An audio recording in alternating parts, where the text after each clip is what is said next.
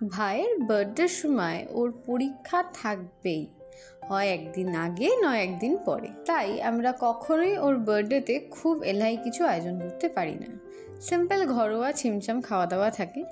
এবারও সেম তাই ছিল। দুপুরের লাঞ্চে মেনুতে ছিল হচ্ছে ভাত, মুড়ি ঘন্ট যেটা ওর সব থেকে ফেভারেট আইটেম, 3 রকম ভাজা, ডাল, mutton again one of his favourite item, চাটনি, মিষ্টি আর পায়েস।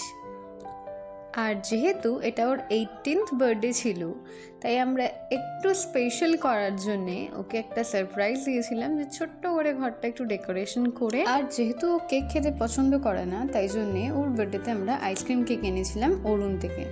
এটার প্রাইস পড়েছিল অলমোস্ট 500। খেতে জাস্ট অসাধারণ। একটা থিন লেয়ার কেক থাকে, ওটা কেক বলার থেকে ব্রাউনি বলা বেটার, অ্যান্ড টেস্ট ওভারঅল ভীষণ ভালো খেতে। আমরা সবাই মোটমাট ব্রাউনি দিয়ে আইসক্রিম খেয়েছি, তো কাইন্ড অফ সিমিলার টু ইট। তো চলো ভিডিওটা এখানেই এন্ড করছি, বাই।